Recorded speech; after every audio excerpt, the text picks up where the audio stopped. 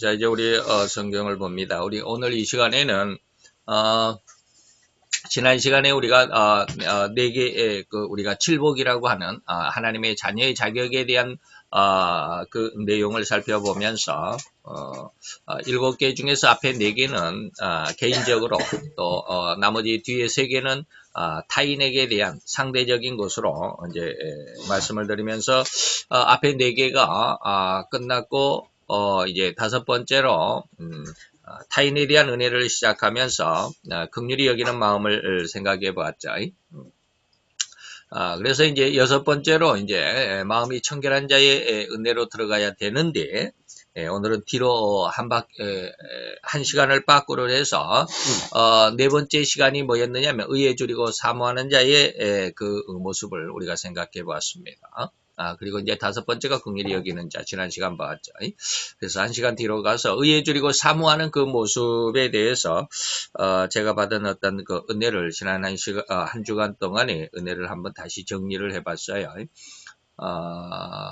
갑자기 기도를 하다가 이제 제목을 어떻게 정할까 하다가 보니까 무언가를 열심히 궁구하는 무언가를 찾는 이런 모습이 뭘까 하다가 보물찾기에 대한 어떤 그런 그 제목을 한번 찾아봤어요. 그래서 성도들아 보물찾기 해봤나 라고 이렇게 제목을 정했는데 오늘은 이 보물찾기가 어떠한 내용인지를 한번 생각해보는 그런 시간으로 갖도록 하겠습니다.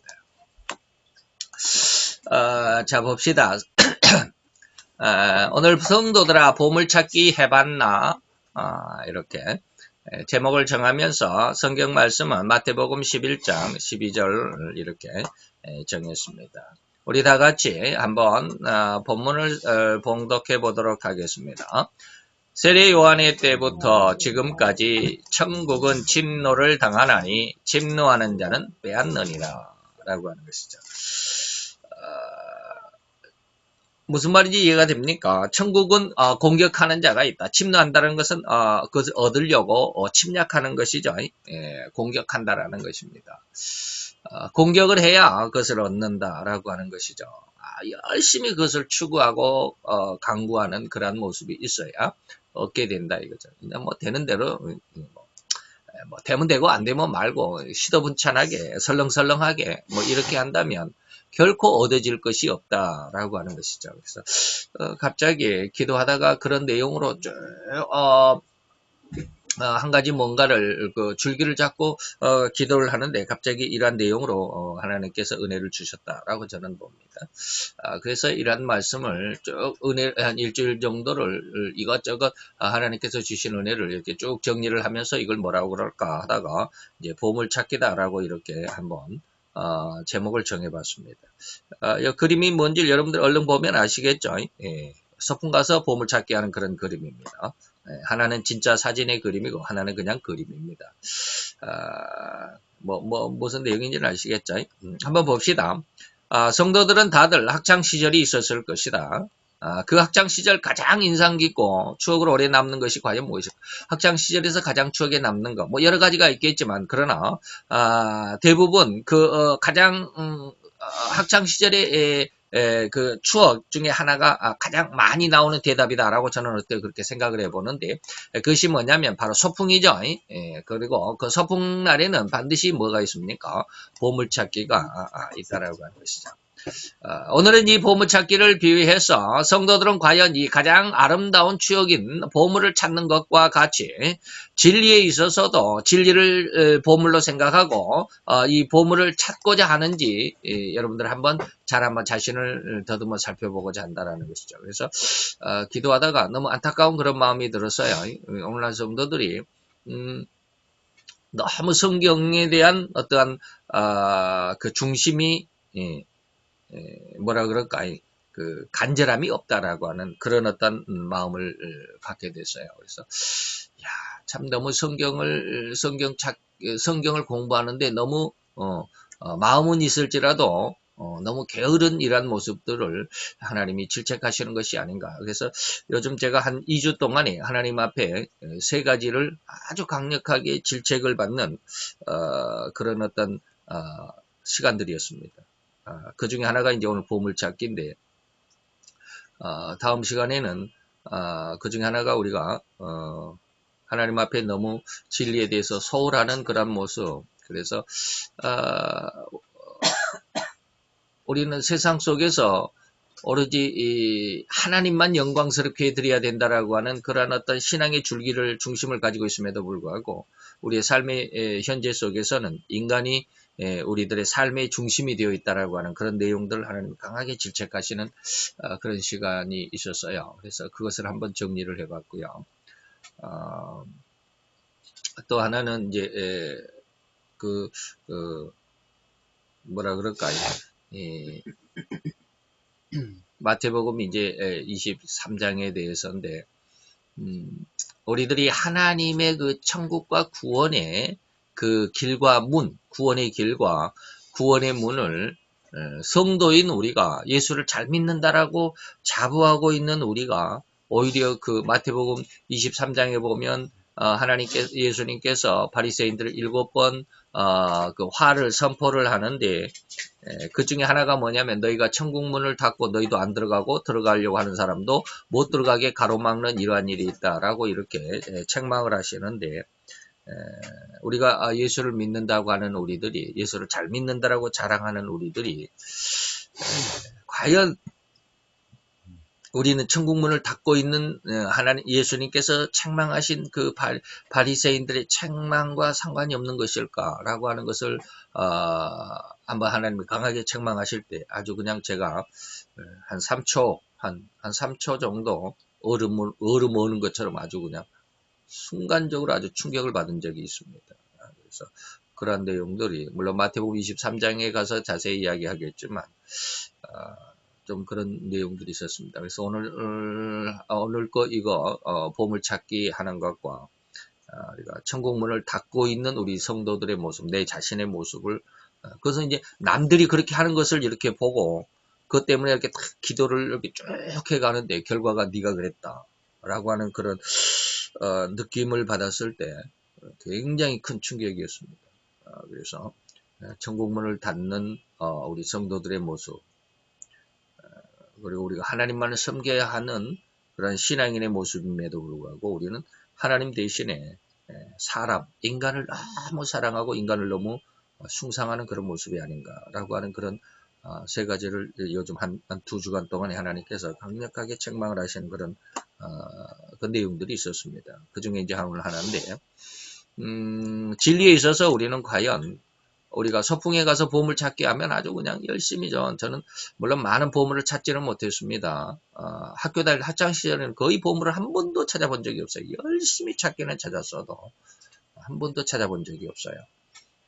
보다 어느 때 한 2번 이제 찾아본 적이 기억은 있기는 있지만 어쨌든지 서풍에 가면 여러분들이 막 장기자랑도 하죠. 그래가지고 그때 당시에는 연필도 주고 볼펜도 주고 공책도 나누어 주고 이렇게 하죠.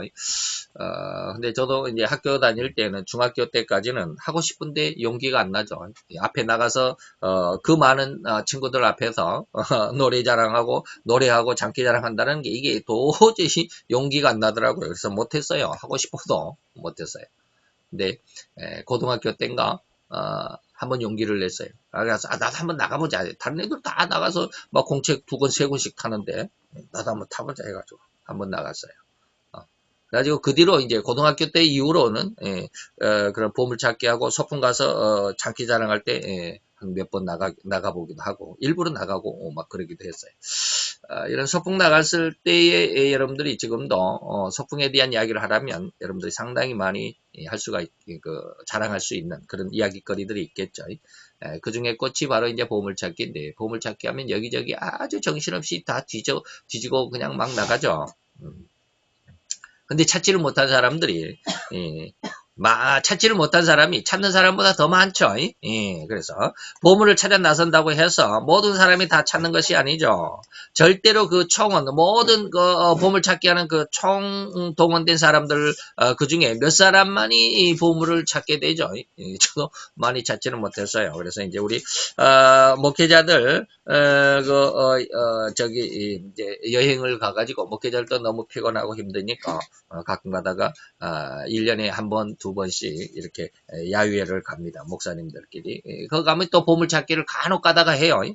그때는 제가 이제 몇 번 한번 찾아본 적이 있습니다. 그래서 이런저런 것들 선물로 타기도 했었는데 보물을 찾는다고 해서 보물찾기에 투입이 된다 그래서 다 찾는 것은 아니죠.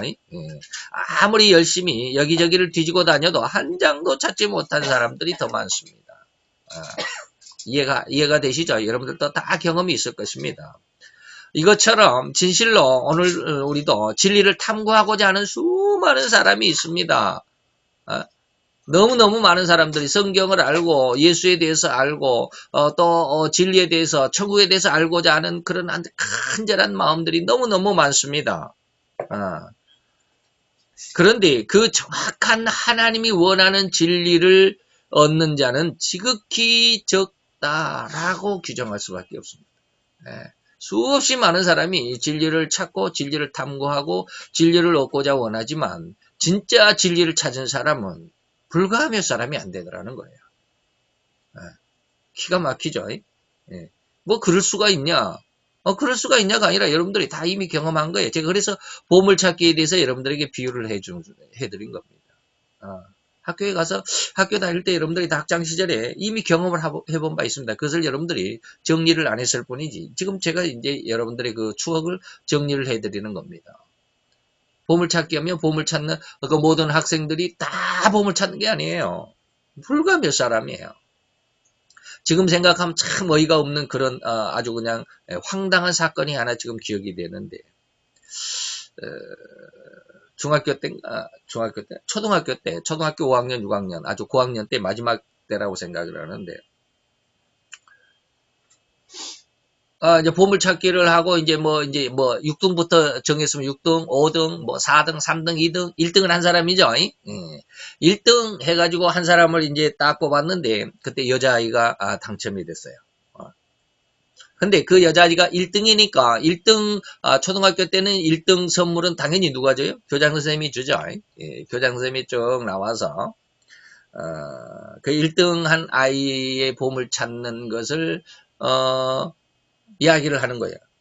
교장 선생님이 점심 식사 때 보통 선생님들이 애들은 다 점심 먹느라고 정신없는데 몇몇 선생님들이 이제 보물을 감춰두죠. 애들은 점심 먹고 이제 정신없는데. 근데 점심 먹고 이제 교장 선생님이 점심을 먹고 이제 시간이 1시간이니까 점심이야 뭐 한 20분이면 먹으니까 좀 이제 이렇게 쉬고 누워서 있는데 어떤 아이 하나가 교장 선생님한테 와가지고는 다리를 더듬더듬 막 더듬더라는 거야. 다리를. 그래서 너 뭐하냐 그랬더니 말도 않고 막 교장 선생님 다리를 더듬더니 교장 선생님 바지단에 이렇게 접쳐놓은 그것을 이렇게 뒤집더니 거기서 뭔가 종이를 하나 꺼내더라는 거예요. 그게 보물 1등이었습니다. 근데 지금 생각하면 너무 화가 나죠. 지금 생각하면. 왜 화가 나요? 걔가 거기가 있었다는 걸 어떻게 알았을까? 다른 사람들은 다 돌틈이니 나뭇가지니 나뭇잎 위에 잎사귀에 있느니 여기저기 뒤지면서 돌도 막 이리저리 흐트러 보면서 다 그런데 사람 교장 선생님의 바짓단 속에 들어있으리라고는 누가 생각했겠느냐 말이야. 그러면 뭐예요? 누군가가 알려줬지 않겠냐 말이야. 그죠? 알려줬으니까 그렇게 하지. 안 알려줬으면 교장 선생님 바짓단 속에 들어있는 보물 1등짜리 보물을 누가 알겠냔 말이야. 지금 생각하면 그게 굉장히 화가 나는 일이잖아요. 그 한 사람만을 위해서 그 숨겨놓은 사람이 그에게 알려줬을 거 아니야. 이렇게 보면 너무 불공평하다. 근데 그때 당시에는 어렸을 때는 그런 걸 몰라요. 야, 참, 쟤는 참 복도 많지. 쟤 어떻게 1등을 찾았을까? 뭐 그런 거잖아요.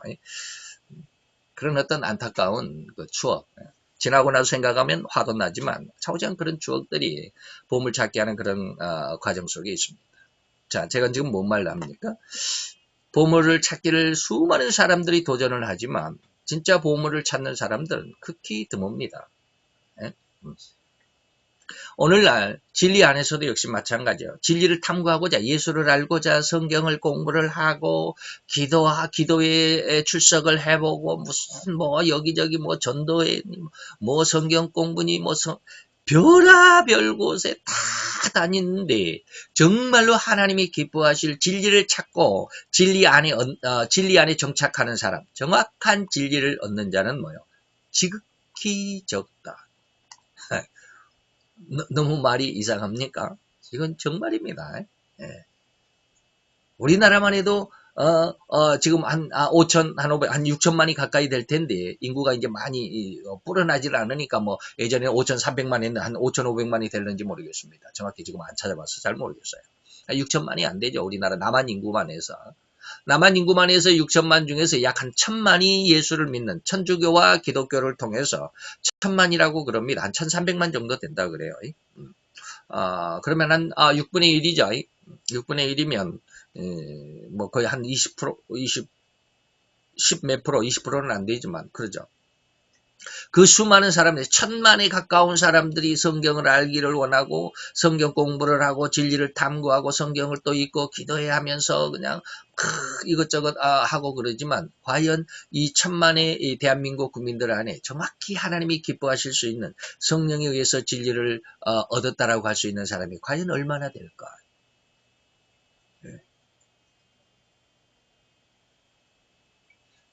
하나님이 이것을 2주 전부터 지금 한 2주간 동안 하나님이 3가지를 책망하셨다 그랬잖아요. 그 중에 첫 번째 하신 게 이거예요. 성경도 이것을 분명하게 성경이 이것을 예언하고 있습니다. 뭐라 그래? 좁은 문으로 들어가기를 힘써야 한다. 누가복음에 그렇습니다. 내가 너에게 이르노니 들어가기를 구하여도 뭐하는 자가 많아? 못 들어가는 자가 많다.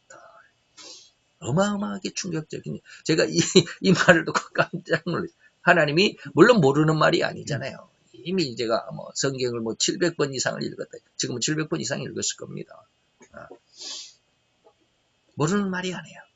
근데 하나님이 정확하게 그 심령폐부로 이 말씀을 던져줄 때 이것에 충격받지 않을 수가 없었어요. 제가 아까 너무 잘 알고 있는 말씀이지만 마태복음 23장에 너희들 바리새인들에게 하나님이 외식하는 자들아 그러면서 너희들이 천국 문을 닫고 너희도 들어가지도 않고 들어가려고 하는 사람도 막았다. 이 말이 뜻을 하나님께서 뜻을 알게 하실 때 엄청나게 충격 속에서 그 순간 한 3초 동안 내가 멍했어요. 아주 그냥 우리가 얼음놀이 하는 거 있죠. 얼음 그러면 움직이지 않아야 되잖아요. 그것처럼 그냥 아주 이거는 처음 겪는 그런 충격이었어요. 그리고 그냥 너무 하나님 앞에 회개를 해야 된다라고 하는 그런 아주 충격적인 그런 충격을 받은 것이 두 번째였습니다. 오늘날 우리가 수많은 사람이 진리를 얻고자 원하지만 그 중에 수많은 사람들, 극히 적은 사람들은 빼고 나머지 수많은 사람들은 나중에 계속 이야기했지만 이단과 사이비, 이단 사설 이런 것 속에 얼마나 많이 빠져들어가냐. 그러면서 자기들이 다 진리라고 생각합니다. 그런 이야기들이 여기에 쭉 나오게 됩니다. 다시 말하면 곧 신자된, 여기에서 저는 이제 성도라고 말하지는 않습니다. 성도는 진짜 하나님을 따르는, 하나님의 진리를 따르는 사람을 성도라고 한다면 신자는 그냥 믿는 자들 이 말이에요. 쉽게 말하면 성도 흉내를 낸 사람들, 이런 사람들까지. 이단 속에 있는 사람들이건 사이비 단체 속에 빠져 있는 사람들이건 간에 성경을 가지고 있는 사람들을 저는 전부 다 신자라고 총칭해서 이렇게 말합니다. 그러나 진짜 하나님의 말씀 안에 있는 사람들은 성도라고 하기 때문에 성도라고 말하지는 않고 그냥 신자라고 단지 예수를 믿는다고 하는 자기의 신앙을 고백하는 성경을 가지고 있는 사람들 말이에요. 이런 사람들 모두 지칭하기에 저는 성도가 아닌 신자라고 지금 여기에서 제가 이렇게 이름을 밝히고 있습니다. 자, 이런 신자된 수많은 사람들은 진실로 자기가 진리를 찾고 있다고 자신하고 있지 않겠나 이 말이에요. 그러나 인간의 그러한 생각과 다시 말하면 진리를 찾고자 하는 그 간절함과 정말로 진리를 얻고자 하는 그런 마음, 이런 의도보다도 사단의 간교함, 사단의 추악한 그런 괴계가 더 강하다라고 하는 것을 우리는 잊고 있다. 예전에는 제가 뭐라고 그랬습니까? 우리가 성도가 진리를 향해서 쭉 달려가면 우리의 뒷덜미를 사단이 잡아 끈다라는 이런 표현으로 많이 썼습니다. 근데 그것 가지고 부족하더라고요. 그게 아니더라고요.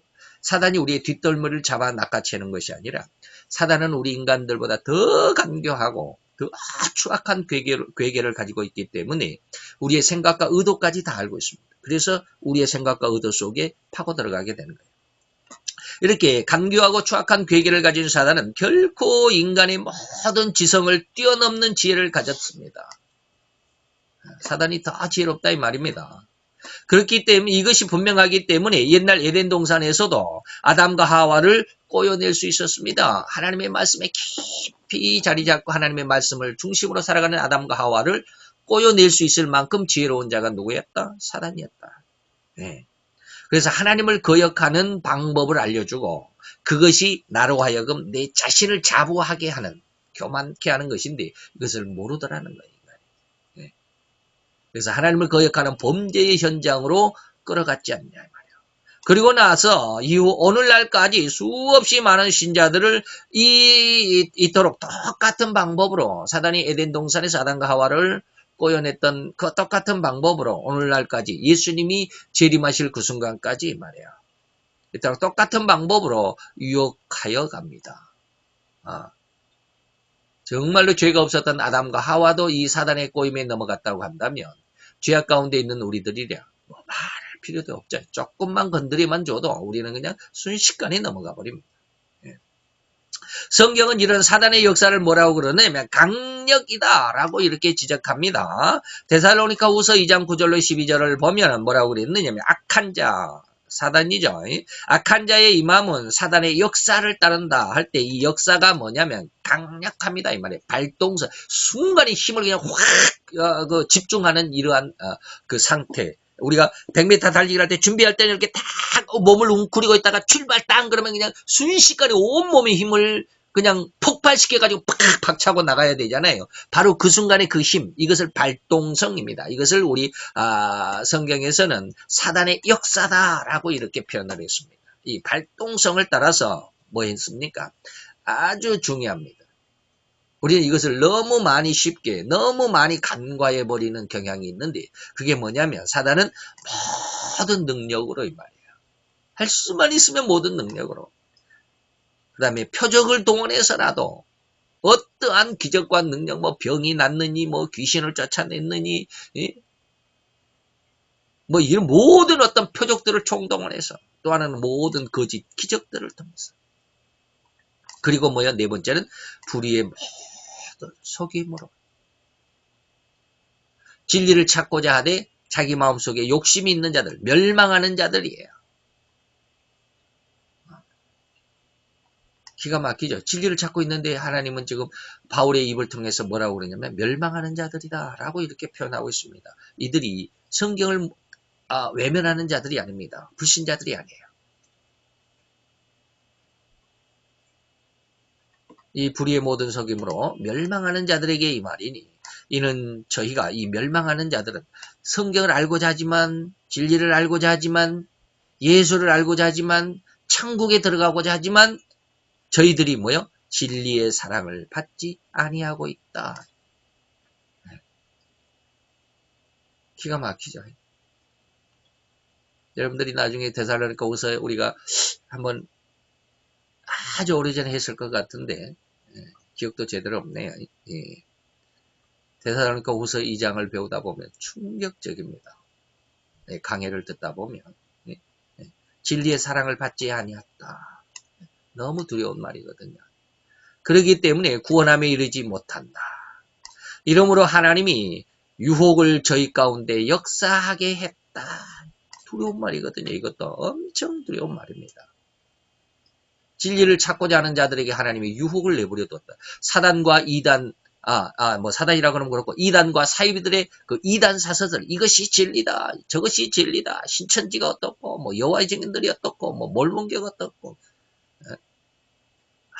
뭐 이런저런 엄청나게 많은 이단과 사이비들의 이단 사설들을 하나님께서 그들 가운데 뭐요? 역사하게 내버려 두셨다. 왜 그랬을까? 하나님은 왜 그랬을까? 이런 걸 다 하나님이 가지를 쳐주면 쉽게 믿을 수 있을 텐데. 예? 하나님은 이것을 그대로 놔두셨습니다. 왜? 그 속에서 우리의 신앙의 줄기를 하나님이 보시는 겁니다. 그래도 네가 이 말이에요. 우리가 욥기서를 봤잖아요. 왜 그랬어요? 하나님 왜 그렇게 힘들게 해요? 그래도 네가 나를 믿느냐 이 말이야. 그래도 네가 나를 저버리지 않느냐 이 말이야. 그래서 계시록의 2장 3장에 보면 뭡니까? 서문학교의 작은 믿음을 가지고 나를 떠나지 않았다. 작은 믿음 가지고 나를 떠나지 않았다. 내 이름을 배반하지 않았어. 내가 너에게 큰 상을 베푸더라. 이게 서문학교예요. 하나님은 유혹을 저희 가운데 그대로 내버려 두십니다. 왜? 거기에 흔들리지 않도록. 이것이 구약에서도 그랬습니다. 신명기서에서 모세를 통해서 이스라엘 백성들에게 말합니다. 내가 너희 앞에 생명의 길과 사망의 길을 두었다. 어느 길을 선택할래 이 말이야. 유혹을 저희 가운데 역사하게 하사 거짓 것을 믿도록 내버려 두셨다. 네. 얼마나 거짓 것을 믿고자 했으면 하나님이 가로막어도 하나님 싫다고 나는 내 뜻대로 한다라고 했던 이런 사람들. 로마서 1장에 보면 3번이나 버렸습니다. 부끄러운 마음에 내버려 두어라. 상실한 마음에 내버려 두어라. 네. 정욕의 마음에 내버려 두어라. 하나님이 3번이나 버리셨습니다. 거짓 것을 더 믿고자 하는 사람들이 너무 강력하기 때문에 자기 욕심을 버리질 않아요. 그래서 진리를 믿지 않고 불의를 좋아하는 모든 자로 뭐하게 하려고? 심판을 받게 하려고 하나님이 불의를 유혹을 저희 가운데 그대로 내버려 두셨다. 여기에서 데살로니가후서 2장 9절에 사단의 역사라는 말 아까 말씀을 드렸죠. 이것은 엄청나게 강력한 발동성이다. 힘이 강하게 아주 솟구치는 그 순간 우리가 100m 달리기 할 때 준비하고 있다가 땅 하면 확 순식간에 몸을 치고 나가야 하는 것처럼 바로 그 순간 이러한 발동성에는 인간의 능력은 결코 사단의 그런 발동성에는 인간이 거기에 대적하려고 한다면 인간의 힘은 뭐예요? 너무 미미한 힘일 뿐이고 결코 이 사단의 발동성에 거부할 수 없을 뿐이다. 그런 이단과 사설, 사이비들의 이단과 사설들이 얼마나 강력한지 거기에 빠져가지 않을 정신을 제대로 차리고 있지 않으면 다 빠져나갔다 이 말입니다. 이러한 강력한 힘으로 이러한 강력함으로 그리고 그러한 강력함으로 믿음이 있다고 자부하는 수없이 많은 신자들을 유혹하고자 한다는 것이 사단의 계획입니다. 이때 동원되는 사단의 강력함이 뭡니까? 바로 아까 말씀드렸던 4가지입니다. 모든 능력이다. 그리고 모든 표적이다. 모든 거짓 기적이다. 그리고 불의의 모든 속음이다. 라고 지적하고 있었습니다. 곧 여기저기서 수없이 많은 신자들이 자기의 믿음을 통해 예수를 만나고 싶은 그 충동에 사단은 절대로 이에 걸맞은 이런저런 이단과 사이비들과 속설들로 저들을 흔들어대는 시대가 바로 이 종말의 시대가 아닌가요? 네. 모든 표적과 기적과 불의의 모든 속임과 능력으로 이 말이에요. 여기서 예수의 이름을 믿으니 예수의 이름으로 기도하니까 병이 나았다. 귀신이 쫓겨나갔다. 뭐가 어쨌다. 난리법석들입니다. 그럼 예수의 이름으로 하니까 다 거기 쫓아가잖아요. 야, 저기 가니까 예수님의 능력이 나타나다. 예수님의 축복이 있는 곳이다. 다 거기 쫓아가더라 이 말이에요. 오늘날 인터넷 검색 포털 사이트에 들어가 보면 정말 충격을 금할 수 없습니다. 여러분들이 안 봐서 그렇지 안 보니까 뭔가 느낌이 없어요.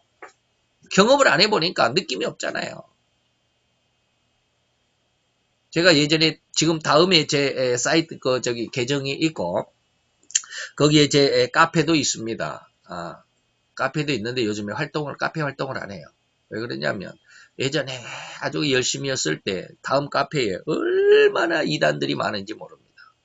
한 가지 성경적인 어떤 주제를 딱 제공하면은 이단들이 엄청나게 거기 달려붙습니다. 똥파리들 엄청나게 달라붙어요.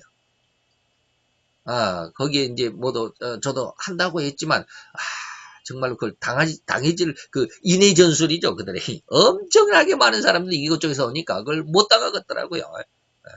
그래서 다음에 그 홈페이지에 카페 활동을 지금 안 하고 있습니다. 그러다가 하나님 앞에 이 충격을 받고 다음에서 이제 오래전에 그만뒀으니까 거의 기억이 없는데 다시 한번 인터넷에 들어가가지고 다음에 들어가가지고 이것저것 이렇게 보는데 정말 가관이더라고요. 다시 한번 충격을 받았어요. 인터넷 포털 검색 사이트에 들어가 보면 참으로 엄청난 이단들과 자기 나름대로의 성경 해석을 하면서 생각하는 대로의 내용을 가감없이 드러내는 이 엄청난 복음의 홍수 시대예요. 무엇이 복음인지를 몰라요. 무엇이 진짜인지 몰라요. 그러나 그 홍수가 절대로 시원하고 청결해서 맑은 샘물 같아서 아주 우리의 시원한 갈증을 해결해 줄 수 있는 그런 어떤 좋은 복음이라면 얼마나 좋겠는가마는 결코 그 홍수는 마실 수 없는 흙탕물일 수밖에 없거든요. 이게 이단의 모습이거든요. 여러분들 이단과 사이비가 뭔지 잘 구별이 안 가시잖아요. 네? 그러니까 왜 이단과 사이비를 구별을 못할까? 그게 이제 마지막 결론에 말씀을 드리는 거예요. 이런 넘쳐나는 흙탕물의 홍수라는 사실을 과연 신자 중에 얼마나 알겠느냐. 그냥 인터넷에 다음에 들어가서 뭐 네이버에 들어가가지고 신학 속에서 뭐 이것은 어떻습니까? 선악과를 왜 하나님이 만들었습니까? 라고 이렇게 딱 질문을 올리면 수없이 많은 댓글들이 달립니다. 자기 멋대로 해석하는. 그게 무슨 뜻인지도 모르면서. 왜 이렇게 단적으로 저는 단정을 지어서 말할 수 있습니까? 정말 이렇게 말을 해도 절대로 하나님 앞에 책임질 수 있냐고 여러분들이 반문하시겠습니까? 저는 책임질 수 있다라고 단언합니다. 자, 그것이 계시록의 8장에 보면 일곱 나팔, 저번에 일곱 인이 나오죠. 그 다음에 나팔이 나오죠. 그 다음에 대접이 나오는데 일곱 나팔 중에 셋째 천사가 부는 나팔입니다. 셋째 나팔이 불려질 때 횃불같이 타는 큰 별이 하늘에서 떨어져 내려오더라. 그래서 이 횃불같이 타는 큰 별이 강들에 떨어지고요. 그 다음에 샘물에 떨어지고요. 그래서 강물과 샘물의 3분의 1을 아주 쓴 물로 아주 더럽혀버리더라. 이 강물과 물샘에 떨어지니 이 별의 이름은 무엇이다? 쑥이다, 쓰다 이런 뜻이거든요. 이 물들의 3분의 1이 쑥이 되어서 그 물들이 쓰게 됨을 인하여 많은 사람이 죽더라. 이 말이 도대체 무슨 뜻이야? 계시록 8장에서 말하는 셋째 천사의 나팔 때 이 나타나는 쓴 쑥, 이것이 뭐요?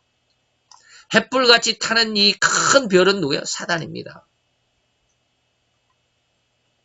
그리고 이 쓴 쑥은 뭐예요? 바로 사단의 농간입니다. 괴계다 이 말이에요. 사단이 펼쳐놓은 이단과 사이비들의 사설입니다. 쓴 쑥은 사단의 농간입니다. 그래서 이단 사설이라고 할 수 있고 이런 이단의 사설들이 인간의 생명줄과도 같은 물샘, 다시 복음이죠. 복음과 물샘과 강들, 이것을 뭐라 그래? 복음이라고 할 수 있죠. 이 복음으로 가장을 해가지고 들어와서 복음을 혼탁하게 한다라는 거예요. 그렇기 때문에 이 복음이 아니라 쓴 물이 돼가지고 쓴 쑥이 돼가지고 이 쑥물을 먹는 사람이 수많은 이 물들을 쓰게 됨을 인하여 수많은 사람이 죽더라. 분간을 못하니까 무엇이 진리고 무엇이 비진리인지 무엇이 복음이고 무엇이 이단의 사설들인지를 구분을 못하니까.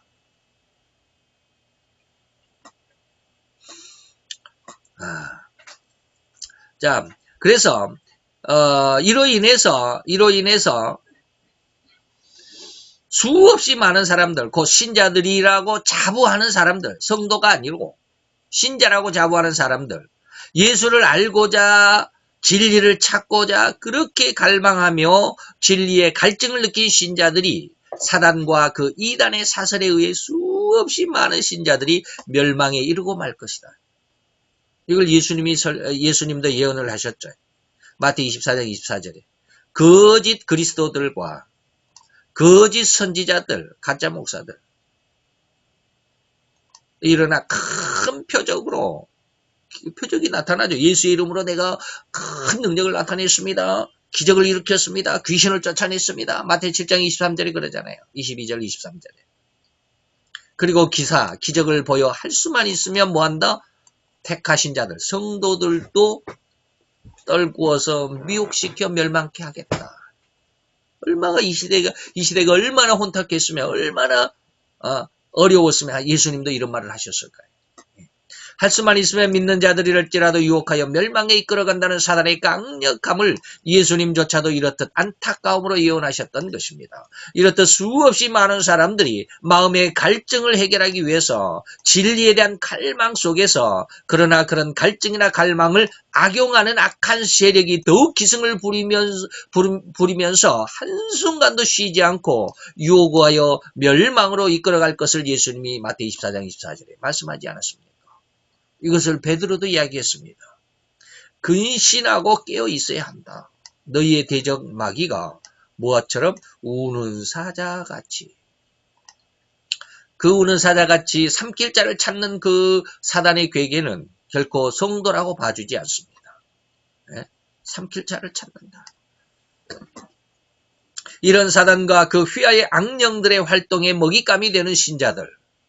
물론 한편으로는 착하기만 하지. 너무 착하니까 그러지. 아무것도 순수하니까. 그리고 착할 수밖에 없다라고 할 수밖에 없는 이런 사람들. 왜 나름대로는 진리를 찾고 싶은 그 마음이 굴뚝 같은데. 이들은 더욱 예수를 잘 믿고자 그렇게 간절함만 있었을 뿐인데 왜 이들이 잘못됐느냐. 그러나 그러한 신자들의 마음을 사단은 더 잘 알고 있다 이 말이에요.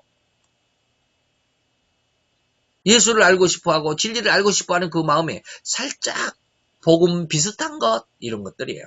그래서 유혹의 미끼로 홀려간다라는 것에 우리는 절체절명의 각오로 대응해야만 합니다.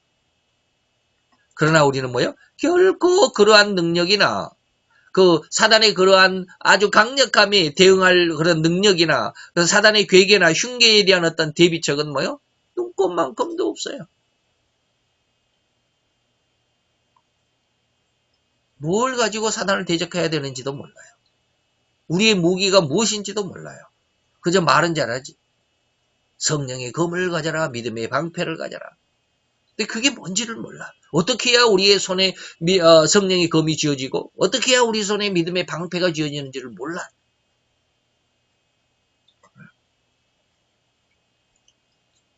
허리만큼도 우리가 아무것도 준비하고 있지 않기 때문에 당하기만 할 수밖에 없어요.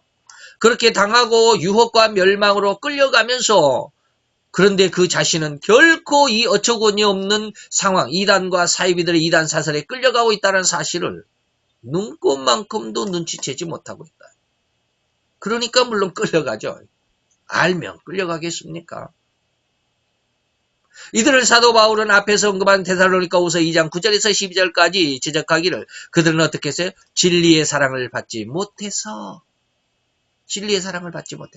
야, 진리를 그렇게 간구했는데 정말로 예수를 그렇게 사랑하고자 예수를 찾고자 하나님을 더 알고자 성경을 더 알고자 하는 그 마음에 하나님은 왜 그들의 마음을 잘 북돋아 주지 않으시고 이단 속에 빠지도록 했을까? 그것은 진리의 사랑을 받지 않았다. 중요한 말입니다. 나중에 말씀을 드리겠지만. 그리고 진리의 사랑을 받지 못함으로 인해서 더욱 많은 자들이 멸망에 이른다라고 예언했던 사도 바울의 말을 결코 소홀히 들어서는 안 됩니다. 다시 말하면 처음 시작하면서 바로 제가 제시했습니다. 서풍의 보물찾기와 같다고. 찾고자 하는 사람이 수없이 많지만 찾는 사람은 극히 드물어요. 네? 찾고자 하는 사람은 수없이 노력을 경주하지만 결국 찾지 못하고 허탈한 발걸음만을 남긴 그러한 상황이라고 하지 않을 수 없다. 참으로 온 세상은 이렇듯 엄청난 사단의 불의와 외침과 감히 상상할 수도 없는 이러한 사단의 활동 속에 인간의 그 심성 속에 우리 인간 마음속에 안전히 중심을 잡고 있는 게 바로 이 사단의 괴계예요. 이것이 뭐라고요? 늘 말하는 죄성입니다. 이 죄성 속에서 사단은 완전히 왕노릇하고 있습니다. 그래서 이 죄성으로 하여금 절대적으로 사단은 왕성하게 활동하고 그로 인해서 진리가 아닌 불의의 모든 속임까지도 활동하게 함으로 인해서 거기에 쫙 휩쓸려 갔다는 이게 오늘날의 마지막 종말 시대의 모습입니다. 이러한 일은 절대적으로 거짓 선지자들의 왕성한 그리고 그 강력한 활동에 의해서 더욱 하나님의 예언의 이 말씀이 그대로 이루어지고 성취될 것은 불을 보듯 뻔한 사실입니다. 예수님이 마태 24장에서 뭐라 했어요? 거짓 선지자가 많이 일어난다. 거짓 선지자가 많이 일어난다. 성경을 가지고 설교하고 교훈하고 목회를 하는 사람들. 그런데 그들이 거짓 선지자라는 거예요. 충격적이죠. 자기 자신은 거짓 선지라고 생각하지 않습니다. 자기 자신은 정말로 온전한 하나님 앞에 마태 7장 22절처럼 나 예수님의 이름으로 목회자 삶을 잘 살았습니다. 예수님. 나 예수님의 이름으로 기적을 일으켰고요. 귀신을 쫓아냈고요. 병든 자를 일으켰습니다. 예수님. 나 정말 잘했잖아요. 자기 자신은 전혀 자기가 사단의 괴계 속에 들어있다라고 하는 사실을 전혀 모릅니다. 예수님 앞에 가서까지도 모릅니다. 그러니 사단이 얼마나 간교하고 강력합니까? 그들 마음속에 죄가 있다는 사실을 다 깨닫지 못하게 합니다. 자기 속의 죄성을 깨닫지 못한 사람들을 여기서 말하는 거짓 선지자다라고 말합니다. 예수님 앞에까지 가서도 자기 자신을 깨닫지 못하기 때문에 예수님 앞에까지 가서 자기가 행한 행동만 자랑하잖아요. 예수님 나 이렇게 했습니다. 잘했죠? 예. 이런 거짓 선지자가 많이 일어나서 많은 사람을 미혹하게 하겠다. 진실로 이 마지막 시대에는 절대적으로 거짓자들과 진정한 신자들을 찾아 분별함이 너무나도 중요하지 않겠나요? 오늘날 넘쳐나는 복음의 홍수, 흙탕물의 홍수. 여러분 홍수 나면 흙탕물이죠. 완전히 흙탕물입니다. 홍수 속에서 절대로 무엇이 진리의 생명물이며 어떤 것이 거짓의 쓴물인지를 분별해야만 하지 않겠나. 어떻게 하면 분별할 수 있겠습니까? 그 가장 첫발, 초석은 뭐예요? 내 개인적인 노력일 수밖에 없어요. 내가 하나님과의 싸움일 수밖에 없어요. 그렇게 해야만 하는 이유조차도 주님은 예언하여 주셨습니다. 뭐라고요? 우리가 오늘 본문으로 말씀해요. 세례 요한의 때부터 지금까지 뭐예요? 천국은 뭐 하는 자다? 침노를 당한다. 침노하는 자가 빼앗는다. 천국을 얻고자 하는 자란만 얻는다. 다 얻고자 하잖아요. 그런데 잘 해보셔야 합니다. 곧 절대로 성도 개인 자신이 절박함으로 아니면 더욱 열심히 하나님의 진리를 그리고 그 비밀을 알고자 한다라는 마음으로 더 열심을 가지고 성경을 뭐한다? 읽어야 한다. 기도하는 시간을 가져야 한다라는 거예요. 이게 오늘 핵심입니다. 성경을 좀 많이 읽어라. 성경도 안 읽고 진리를 알고자 하니 성경이 뭔 줄을 모르니까 성경에 대해서 거짓말하는 사람이 어떤 사람인지도 모르고 거기 따라가잖아요. 성경만 말하니까 야 정말이다. 애통하는 자를 위로해 준다 그러니까 돈 없어서 힘들어하는 사람이 애통하니까 그 돈 없는 사람들의 힘들어하는 그 마음을 하나님이 위로해 주세요. 그 말만 들으면 정말 기가 막히잖아요. 거기 따라가는 거야. 그 기도에다가 그냥 그 기도하는 그 사람의 손 아래에 그냥 머리 뒤밀고 그냥 안수 받으려고 나 좀 부자가 되게 해달라. 이런 안타까운 모습이 어디 있대?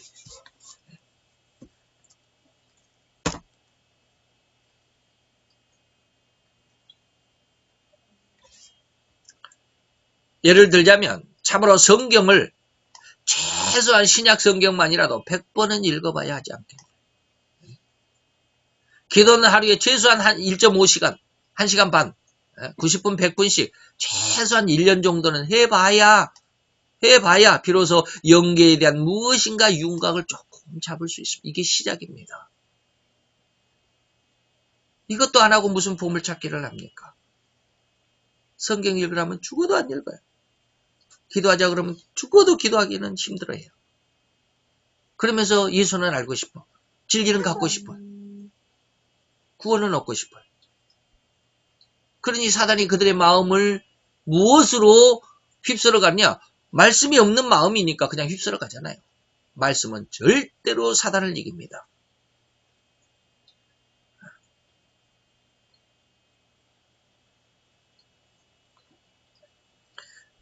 영계에 대한 무엇인가 윤곽, 영적인 감각이 이제는 살아난다라고 저는 말씀해 드리고 싶은 거예요. 이는 절대적인 것은 아닐지라도 이 정도는 해야 천국을 침도하는 열심이라고 좀 봐줄 수 있지 않겠냐. 이 정도도 하지도 않고 무조건 자기를 가르치는 자의 가르침만 옳다고 주장하는 거예요. 성경을 모르니까 자기 가르치는 자기 그 목회자, 목사가 아니고 목회자, 이단도 있고 사이비도 있으니까 그들까지 다 그들을 인도해 가니까 목회자라고 그렇게 한번 지칭해 봅니다. 목사가 아니고 자기들을 가르치는 그 지도자 목회자들의 말이 진짜라고 그냥 신천지가 그래서 옳다라고 그렇게 주장하고 여호와 증인이 옳다라고 그렇게 주장하고 무엇이 옳고 무엇이 옳고 그러잖아요. 제가 늘 말씀드리는 나중에 이제 계속 말씀을 드리겠지만 보혜사의 3대 사역 예수님의 심령의 가난의 은혜를 지나왔지만 보혜사의 3대 사역의 은혜를 경험하지 못한 사람들은 앞으로 이 거짓 선지자의 반열에 들어갈 확률이 다분하다. 아주 충격적인 그런 어떤 느낌을 받은 적이 있습니다.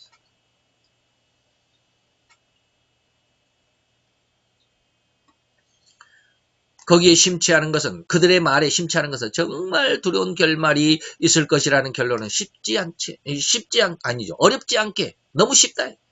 내가 성경을 알지 못하면 또한 성경 공부를 하지 않고 들으려고만 하고 그것이 옳다고만 주장하게 된다면 옳고 그름을 결코 분별할 수 있는 능력이 없지 않겠냐.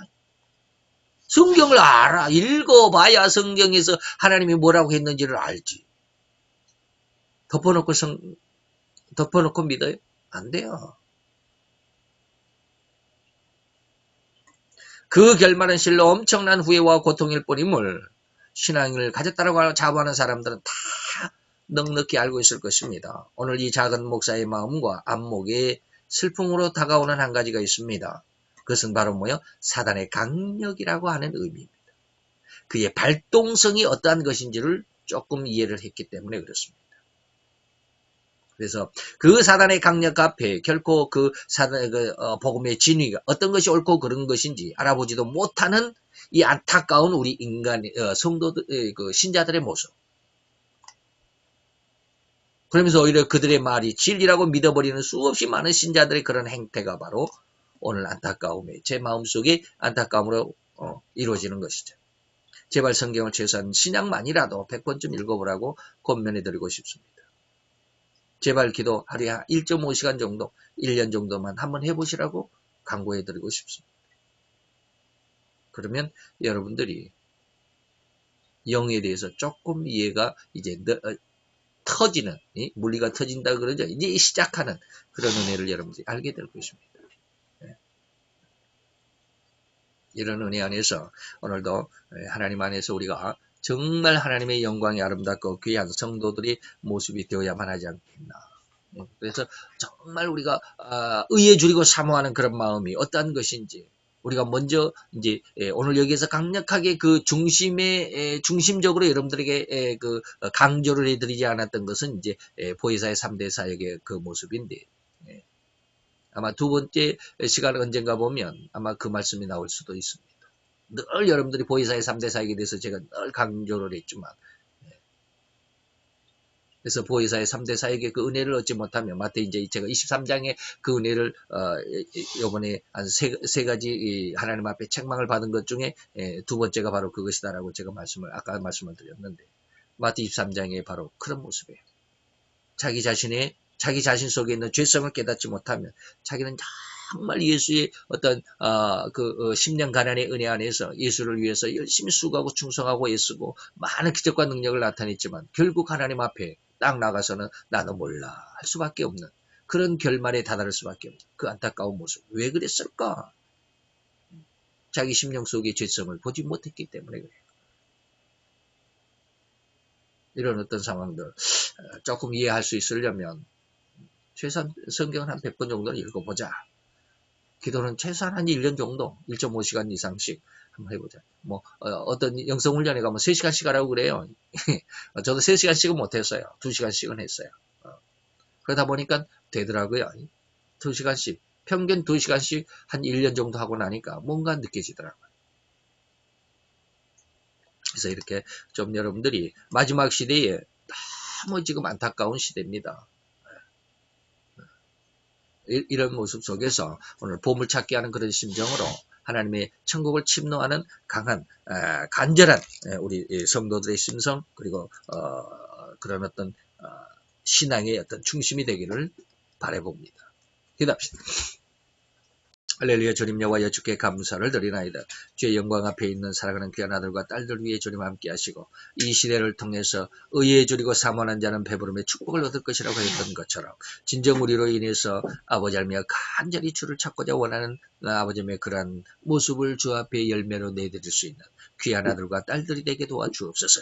하나님께서 분명히 찾고자 하는 자에게 아버지의 나를 나타내 줄 것이고 나를 만날 것이고 내가 그들에게 응답하리라고 주님 약속하신 것처럼 진정 우리도 진정한 진리의 그 중심을 잡을 수 있는 하나님의 아들이 되고 하나님의 귀한 딸들이 되게 도와 주옵소서. 예수 그리스도의 이름으로 감사와 기도드려 싸움나이다. 아멘.